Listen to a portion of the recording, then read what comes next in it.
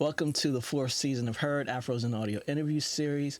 My guest today is Robin Kinnie. How are you today?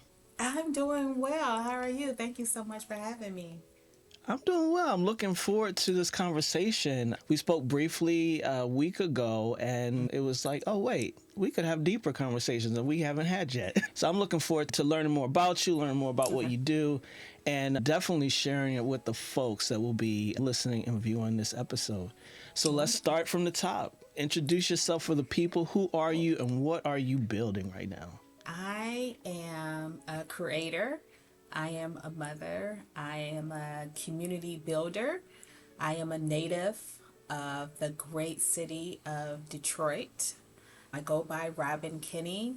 However, I consider myself the granddaughter of giants. At one point, I was one of 5 generations living here in Detroit, and that's something that I'm really proud of. It was instilled in me very early on that I could have and do anything I wanted.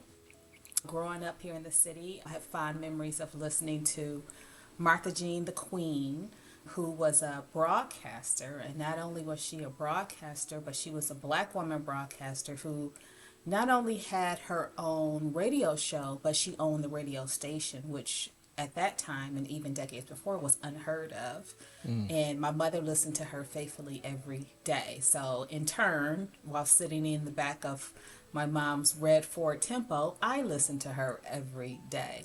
She was revered. She was someone who politicians would go on her show. People would talk about food drives. She was well respected. And I found myself listening to old episodes of her show in college that I found on YouTube. So even after she had passed on, it was a comfort to listen to someone to demand the stage. And I think that planted a seed in me of the power of broadcasting and the power of using your voice for good. So that's what I've been building. We started Motor City Woman in 2016. Then we've evolved from a digital radio station to production, to now an offset of that being Audio Engineers of Detroit, which is an audio engineering trade school here in Midtown Detroit. So we're really proud to be creating the creators now. That's awesome. And it is always a great thing. When they say representation matters, and when we say representation matters, it's real. You hear stories all the time about folks who the only reason why they ended up in a certain career path or trajectory was because of the person that was before them. That they saw themselves in that person, and I always see it as possibility. So thank you for mentioning Martha Jean. Yes, please. Her shows are still on YouTube. Put in Martha Jean the Queen. She was known as Martha Jean the Queen. And you'll be able to listen to some of those old shows and go back to a time that hopefully has not been forgotten. Yeah, because it's important to consider what folks were up against then, and that they still showed up, they still did the work, they still commanded and demanded space, as well as recognizing what we have access to now that they did not at the time. Right. And they still built something that we can look back on and gain inspiration from, and even the blueprint of the work. So that's dope. I love that, and can't wait to jump into Martha Jean the Queen and see what she had going on. Think. Let me know. She was just all that, Yeah. And although she was a local celebrity here, I believe that her legacy lives on through, now I'm seeing more women on the microphone and more broadcasting towards women. I really hope people, if you're interested, to see where that started from. And I'm sure there was someone before her, but that's who really impacted my career. Yeah, it's important. I appreciate that. So Motor City Women Studios and Audio Engineers of Detroit, what are you actually providing for creators and audio professionals? We're providing a whole host of things. So I consider Motor City Woman, Audio Engineers of Detroit as like brother, sister companies. Those are 2 separate companies. Motor City Woman focuses specifically on post-production work. So most of our clients live in other states, and that evolution was courtesy of the 2020 pandemic. So when we were forced to close down our studio during the pandemic, we wanted to you to show up for our customers and clients because I could see that people were still creating. And not only were they still creating from their homes now, they had something to say. They were passionate. They had time for some of those projects that they had put on the back burner. So in turn, we created like some digital programs, like a digital course. We created the Motor City Woman podcast planner to keep people focused and engaged and organized. But then we started to receive inquiries from people who were saying, hey, I'm recording from my dining room table. However, I don't know how to edit and I don't want to learn how to edit. Can you help me on that front? And so it really went from there. So now we've serviced podcasts from all across the country. And so that company really focuses on the post-production side of it. Now, Audio Engineers of Detroit, that picked up where Motor City Woman left off. So Audio Engineers of Detroit opened in the summer of 2021. So we're knee deep into the pandemic. And I laugh because when we had our grand opening, our mayor at the time, Mayor Duggan, came to our grand opening and it wasn't open to the public because of the pandemic and because of crowd size. You will see pictures of Mayor Duggan at the grand opening with maybe a handful of other people because we were just so determined to open that business and we had worked on it for so long. Audio Engineers of Detroit is a full audio recording studio. We record all forms of audio in studio, whether it be overdubs for film, audiobooks, music, of course, being the home of Motown, and podcasts. As an extension of that is the school itself, and that's what I'm most proud of, is the school part of it. So we are a licensed proprietary school here in the state of Michigan, which means that people can come to the school. It's a full 1 year curriculum to learn all forms of audio engineering. So if you're not sure what aspect of audio you want to go in, you want to start with AED because throughout the curriculum, you're going to get exposed to live sound. And you're going to get exposed to music production, so working with a producer. You're going to get exposed to the post-production editing part of it, going on tour. And what sets AED apart from other schools in general is that our instructors are in the field. The instructor that teaches the live sound part of the curriculum actually works at a concert venue. So he knows what concert venues are looking for and he knows what the students need to learn. Production classes are taught by a Grammy nominated producer, Mike Schaff, who's worked with Erykah Badu and a whole host of other artists. So that's something that we're really proud of. Detroit is a city of enormous talent. We've been able to really use that leverage to make sure that our instructors have that real world experience that they can then pass on to our students. Yeah, absolutely. So, yeah, as you should be proud. It's amazing work. And first of all, congratulations also on your 10th year with Motor City Woman. Thank you. That's Thank you important. So much. And then, of course, branching out into the Audio Engineers of Detroit during the pandemic. Now, as Motor City Woman Studios supports podcasters and all that from across the world, is Audio Engineers of Detroit specifically for folks in Detroit? Not necessarily. And that's a great question because a lot of our audiobook servicing work comes from publishing houses in other states. Now, I'll give you an example. Let's say you're an author and you have a book that's being released by Penguin Random House. What we do is we work directly with the publishing house to determine if you're going to be in this area, if you're going to be in the Midwest area, and then we coordinate for you to come in and record the audiobook. Again, we've really been able to look at, okay, a nationwide clientele. most of the publishing houses, and I would say a good majority of the audio books that we produce that don't necessarily live in the state of Michigan. They may be here. Okay. That's awesome. And there's folks who, one thing I want to step back to is when you mentioned how folks started their podcast, and what most people do, they start and they want to do this part and this part only. And the unsustainable part is doing all the other things that they didn't realize was going to come along with creating a podcast. And now I have to learn something that is going to bottleneck me, as well as make me lose any interest in this at all. Right. And so it is important, and that's the reason for always bringing audio professionals in the conversation. Afros and Audio is for podcasters and audio professionals, because we're talking about an ecosystem of sustainability. We want creators to be able to create and leave the rest of it to the professionals. Right. But there's a lot of also limiting beliefs inside of what does working with an audio professional look like?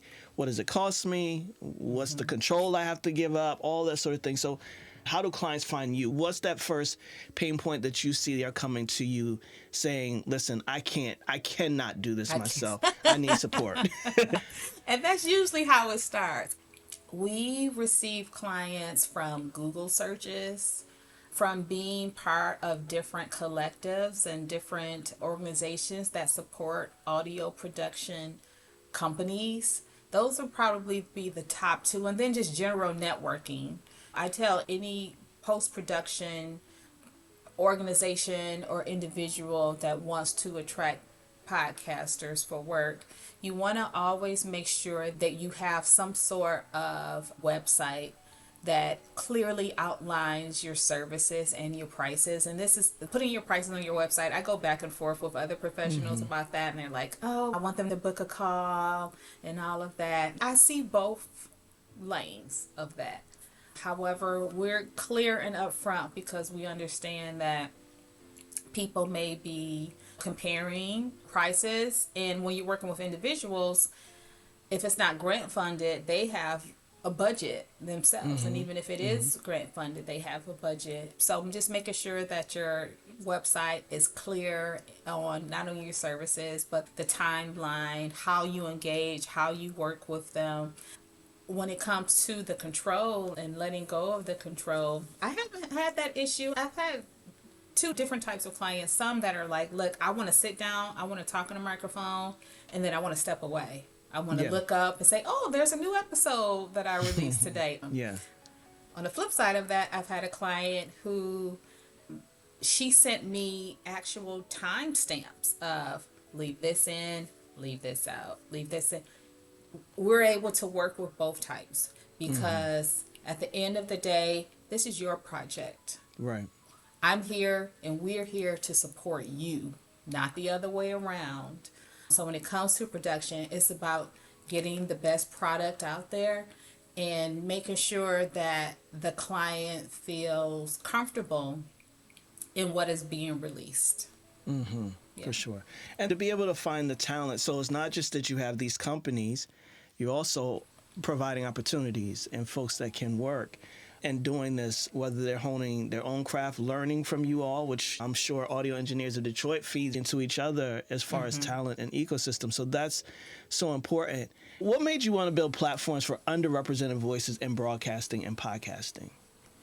What made me want to build a platform for underrepresented voices in podcasting and broadcasting was just the sheer knowledge of being one of those voices. When we started initially, and even before we started Motor City Woman, I was working full time, and my background is in economic development.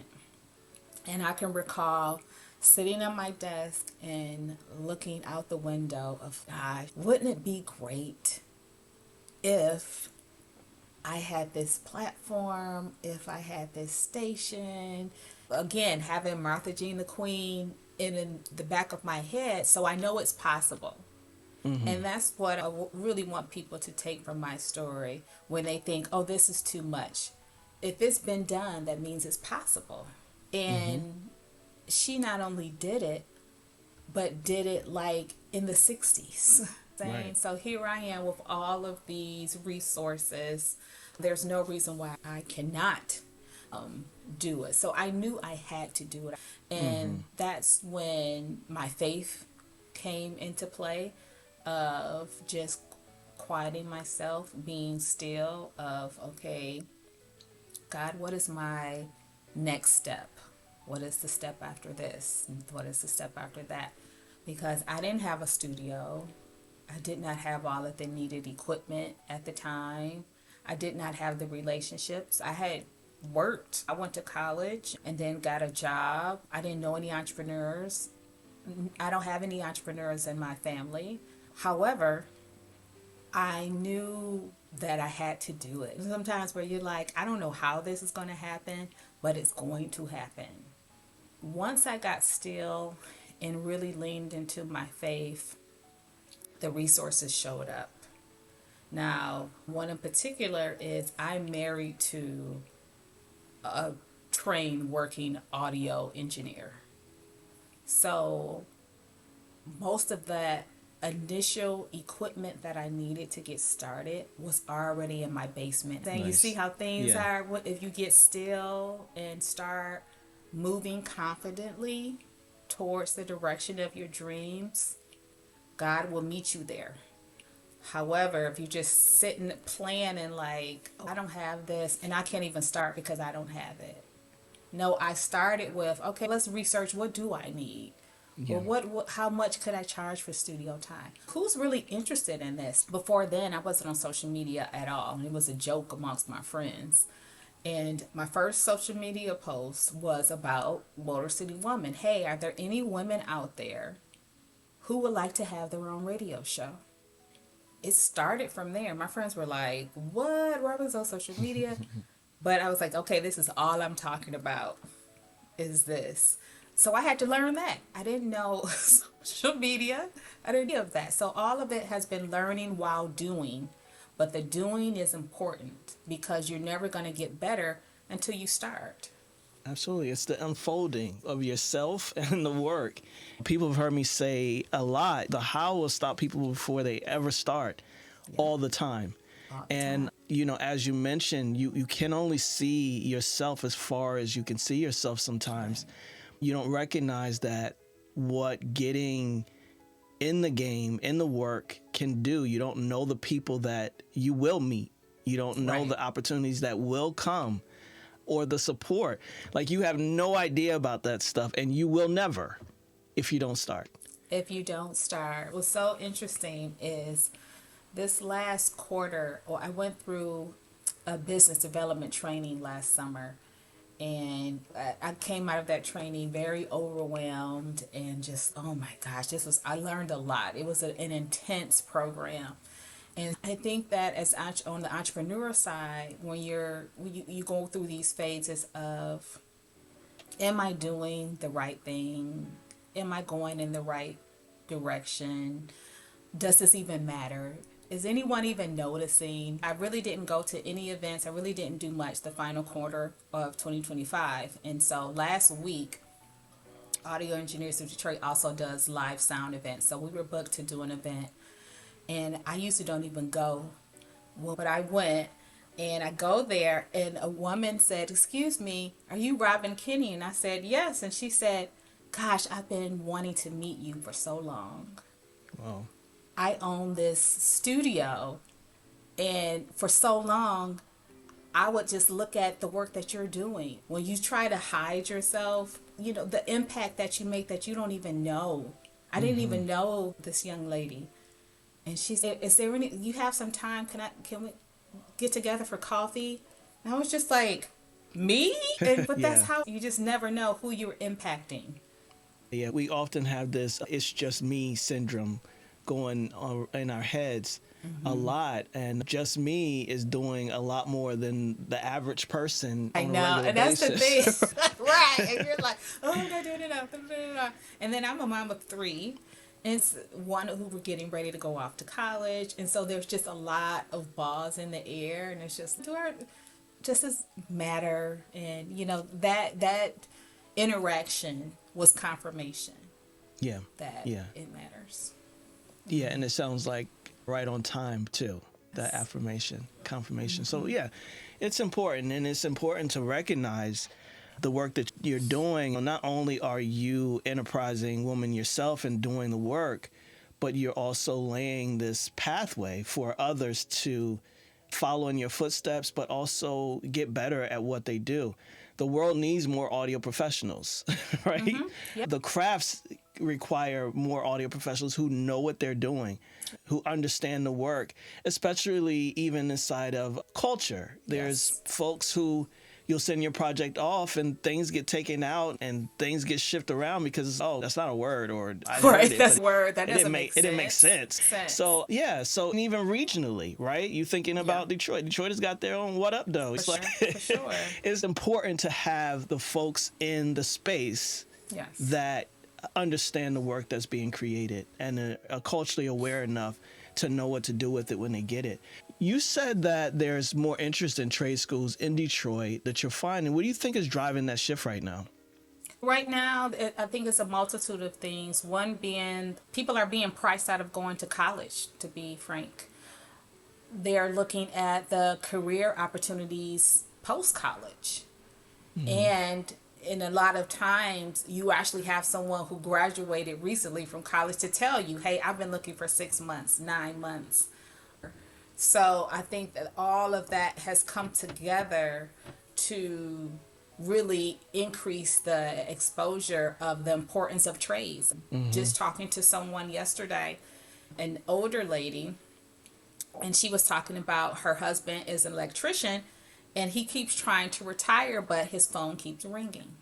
And she said that the young people don't see, when I say young, I think like 20s, 30s, don't see stability and the income that can come from the trades: HVAC, carpentry, electrician, plumbing, audio engineering, cosmetology.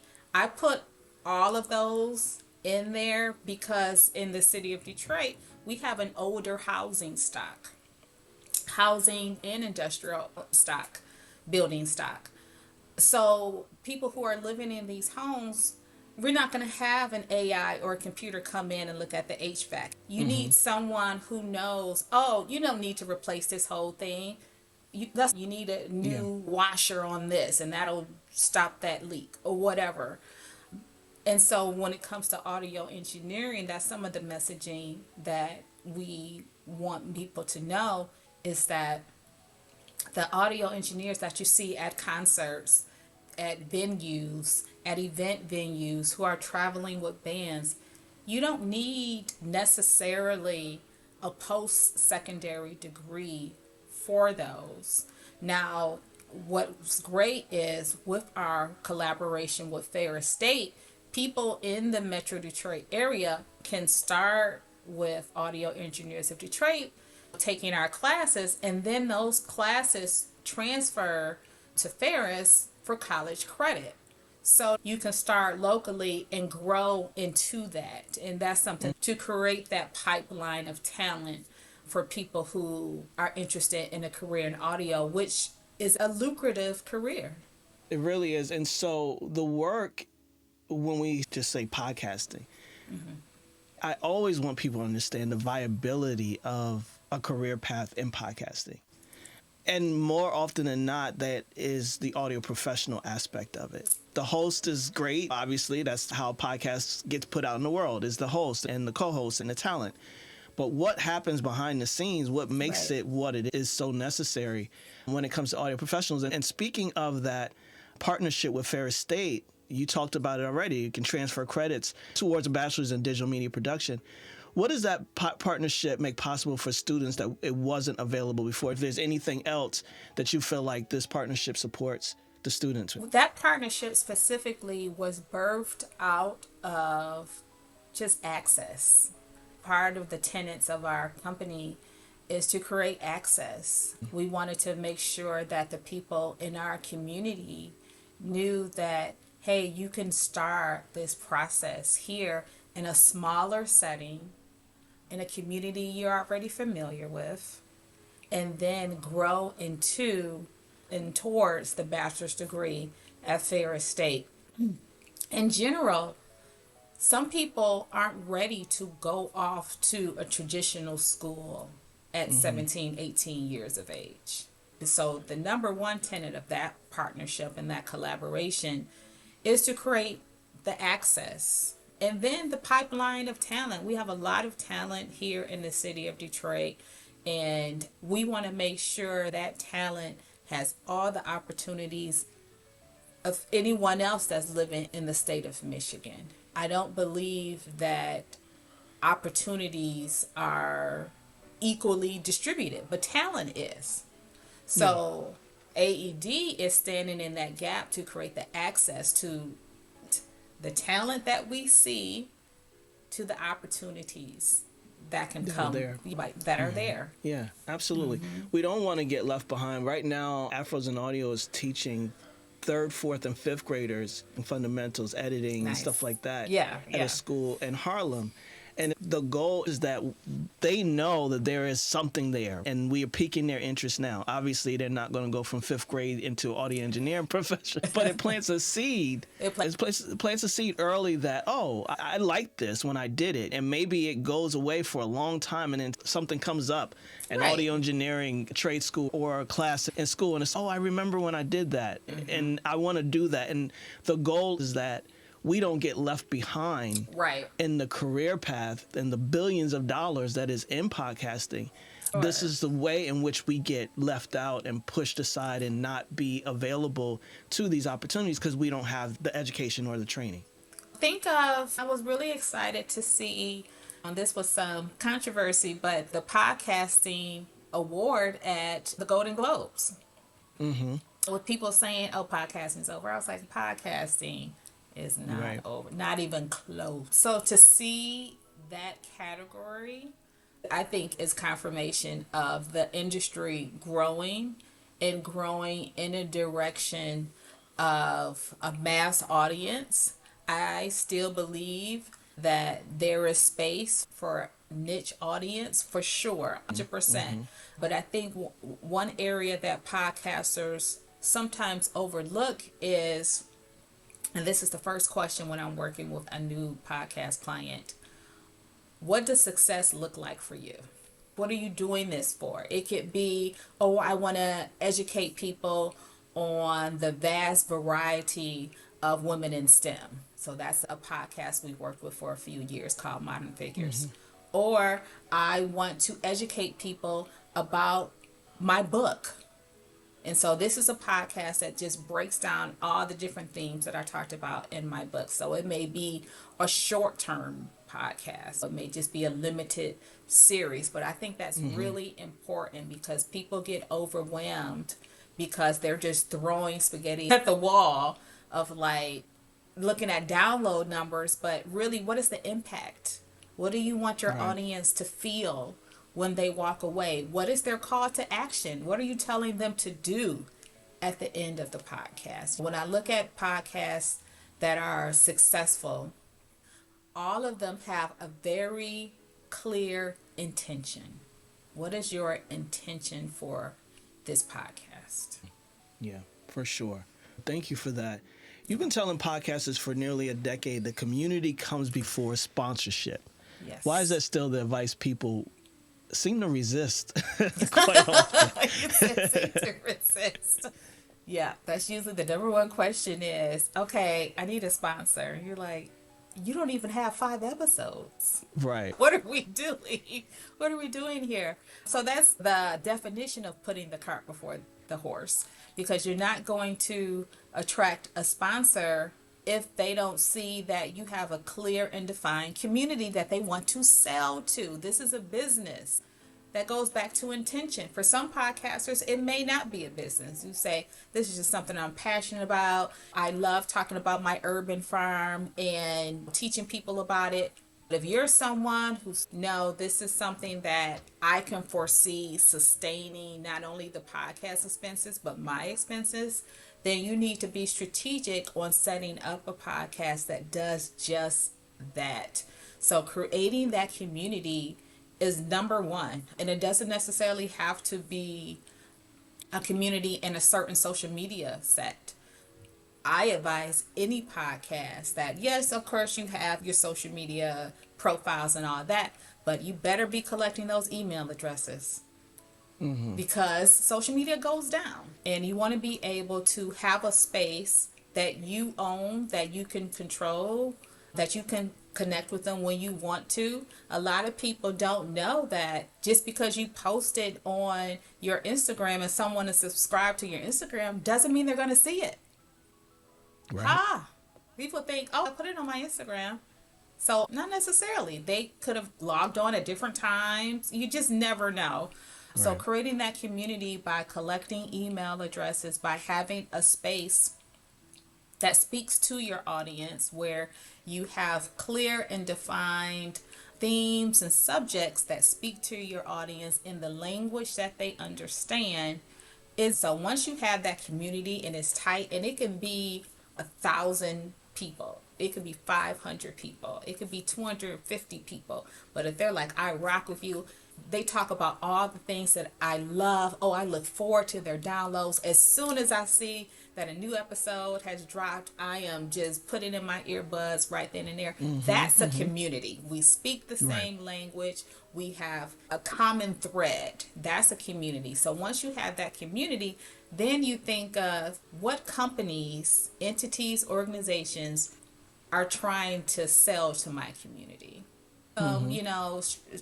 Strategic work of looking at who wants to get in front of this community that I've built, but who also trusts me. So then it comes into your morals of don't just pitch anything because the community like this isn't aligned with our community. It takes a lot to do that. So when people jump from, okay, I'm starting a podcast, how do I get a sponsor? Yeah, All right. for sure. And right before I got on the call with you, I had a call with one of my clients, and they're in DMV, and they're creating a podcast from the ground up, but they're DMV. And I talked to them about the importance of local and regional fans first, and then considering what that means, because word of mouth is still a thing, despite sure. social media and everything like that. And I think you've honed in on that quite a bit. Obviously, Motor City Women's Studio, Oh, for sure. Audio Yeah. Engineers of Detroit, right? And then you still have the clients from everywhere. Yep. But talk about that just briefly, about the importance of that local and regional base, wherever you are, that pride of city, and knowing who you're working with right there, because you are interacting with them all the time. For us, when I say us, because the founder of Audio Engineers of Detroit is also my husband, Mike Kinnie. I want to give him a shout out. It was Nice. important for us to have that, the local, like actually have the name Detroit in Audio Engineers of Detroit. And then when I started Motor City Woman, it was important to have that local tagline in there because we are Detroit. My grandfather came up here from Alabama in the 40s during the Great Migration to work for Ford Motor Company. We have lived all around the city in various service roles. So we have that thread of hard work ethic, tradition, of pride. And so we knew that we needed to have that Detroit flavor, let's say, that Detroit swag as part of our company. And so when we started, it was to support our community, both companies. This is about uplifting our community on both sides of the coin. We want to make sure that people are aware of, hey, we're here because we see what's needed in our community. We lived here our entire lives, and we want to make sure that even if someone is from another state, you still get the sense when you come to the studio, hey, this is all about Detroit pride. It's something that we don't run from. Our impetus for both companies has always been to elevate, to encourage, and to create those opportunities. So never going away. Awesome. I love that. And it goes right into one of your things that you believe. You said zero in on one audience and provide depth, not breadth. What does that look like in practice for a podcaster trying to grow? Okay, so this goes back to the question that you asked me about sponsorship and community. So you're going deep in the subject area. Let me think of an example. So back to my urban farming, and that's just because I was at a coffee shop here in Detroit, and I ran across someone who has a farm in Detroit, and we were just got to chatting about some what was in season, and I was like, "Oh, do you have any collars?" And he was like, "Oh, not right now." So we're having this whole conversation, and so when I think of deaf, not breath. In that example, if I have an urban farm, I'm talking about all things related to my experience in that urban farm. I may be talking about, okay, around this season, we have our tomatoes. These are the different types of tomatoes. These are the things I can make with these tomatoes. And this is how you pick a good tomato. I'm not talking about, okay, I have my urban farm, but in addition to that, did you know that they're doing some drilling in South America for oil? And Right. not related, Yeah. because if I'm listening to a podcast, I really want like a subject matter expert. And that doesn't mean the host has to be an expert. And I think people lose that. You need someone who's passionate about the subject, not necessarily an expert on that subject, because you can bring experts on. But when I'm listening to a podcast, I want to walk away with, gosh, that's all I want to talk about is this subject. I don't want to talk about anything else because this may be just a break for me. And one example is I remember when Earn Your Leisure podcast first started in 2020 or 2019. I started listening to it in 2020. And at that time, I knew a bit about investing in financial literacy. I knew more than most, but I wanted to learn more. And one great thing that podcast has done is, yes, we're talking about financial literacy. That's the umbrella. But within that, we're talking about real estate development. We're talking about stocks. We're talking about investing for our children. They even, I remember, did a show where this couple was investing in mobile homes, mobile home parks. They're talking about credit cards and consumer debt. So you see, you have the umbrella, but they're going deep into it. So it's Right. like, so anyone that's considering a podcast, I always encourage them, think depth, go as deep as you can, because this is an opportunity for you to talk about something for as long as you want to. That doesn't mean we won't get there. I think that there will be some sort of federal oversight one day in podcasts. I do believe that. However, for right now, I'm like, go crazy. Talk as deep as you want to go because your community wants that. Because if not, they could just Absolutely. go somewhere else. Yeah. Yeah, for sure. And that's great advice. Podcasters are owning their own platform. And what does that mean? There's no other industry right now, especially in media or entertainment or news, where there's ownership on your own platform. Right. So while you can do whatever the hell you want, Right. and of course, as the professionals we know what we mean when we say that. Don't do Right. everything you want. You do, that's fine too. It's Whatever. fine too. Go Yeah, ahead. you're representing whatever you're representing, and it's meaningful. And for all the podcasts that are out there that people hate on or talk about or what have you, brothers should hang up their microphones and all that good stuff. There's so many topics and genres and people that you're missing for the stuff that you quote unquote don't want to see out there. Go deeper yourself as Yeah. a listener, as someone who experiences podcasts. So great. Thank you so much. And I have one last question for you. For someone listening right now who wants to level up their skills or get into audio work, what's the best next step to connect with your programs or opportunities? Oh, thank you so much for the opportunity to be on here and even talk about Audio Engineers of Detroit and Motor City Woman. The best way is to visit our website. Motor City Woman is just that, motorcitywoman.com. And I can recall when I went to secure that domain name, I was shocked that it was available, but it was ready for me. It was waiting for me.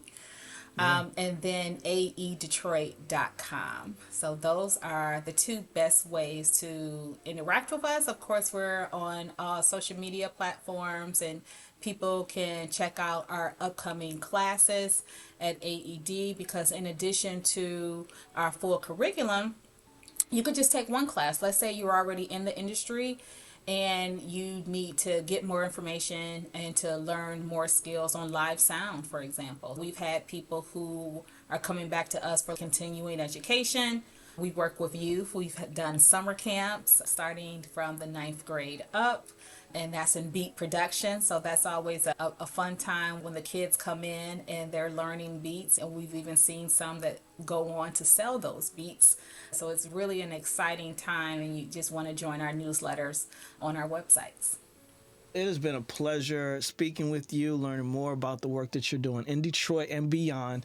And I am so looking forward to folks getting into this and learning more about what you're doing, because we've come across a lot of audio professionals doing the work, looking for opportunities, often looking for opportunities in the conglomerates and those big businesses where it's like you have opportunities right in front of you as an independent audio professional, also creating your own. And you are a great example of what scaling looks like, what doing the work and learning the work looks like, and then creating these verticals and these opportunities that most people, again, getting into the game, you don't see coming, but the opportunities are there. And you can start to fill in those voids and those gaps that you see in your own community, city, state. I think your example is so important for a lot of indie audio professionals and also those folks who want to build business in this work.